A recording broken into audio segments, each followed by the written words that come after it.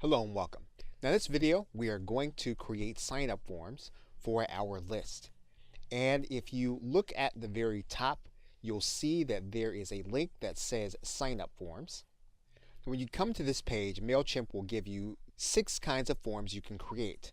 General forms, embedded forms to work with your WordPress blog or some other website, a subscriber pop-up that you can use with code, form integrations you'll use with third-party applications, Facebook forms, and then forms that you can use when you are working offline.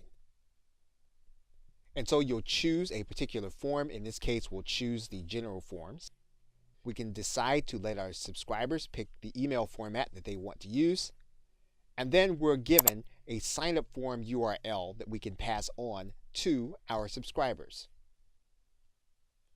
The first part of the process, you're given the base form, where if you just want name, first name, last name, and preferred format, you can use that format in order to start your design.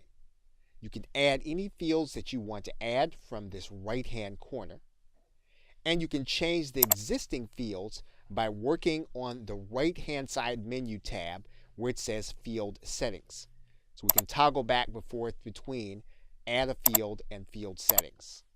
Once we have the form structured the way we want, we'll then click Design It.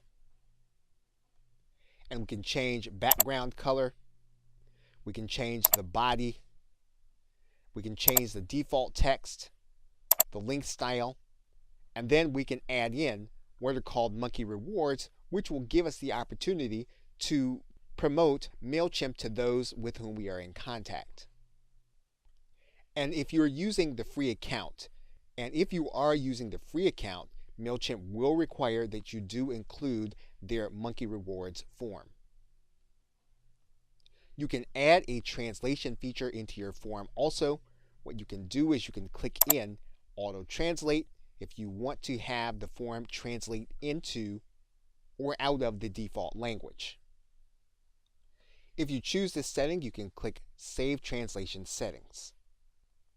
Once you've done that, in order to use the form, you can use the URL that Mailchimp gives you. You can also use this QR code if you'd like to use it in that way. And Mailchimp gives you a handy way of being able to share this link on your Facebook profile as well as your Twitter file. Now the form is auto-saved, so if you want to create different forms, you can do that. Your form is now ready to be used.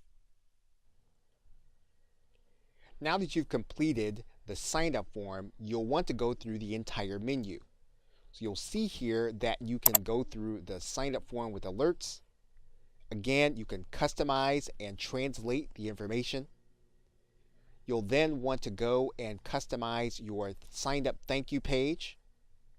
And what you can do here is that instead of showing this thank you page, you can actually send your subscribers to a specific URL. But once again, you'll have the 3 steps of building, designing, and translating this particular page. You'll then want to customize the opt-in confirmation email. And you can write in what you want this email to say by clicking this edit button. And you can change the verbiage to say what you want it to say when they're confirming their subscription. You will then want to customize the CAPTCHA information where they are determining whether or not the individual is a human being. You'll have the 3 steps here again to design and translate. You'll then want to change your confirmation thank you page. Once again, you'll have the 3 steps, design and translation. You'll be able to edit this information in this box. And you'll go through each one of these steps and you'll customize all of the information. Now, you can leave it as the default setting, and Mailchimp has it set up so that the default information is all the basic information that you need. But you can go through each step of this process that your client or your prospect will go through when they're signing up for your email, where you can actually customize each part of the data. Now, if you feel that you just want to go back to the beginning, you can click Reset Defaults and you can start over all again. And since all of the information is auto-saved, you can then distribute your sign-up form using this URL. And you have now created a basic sign-up form that you can deliver by URL. Okay, so with that, thanks, and I will see you in another video.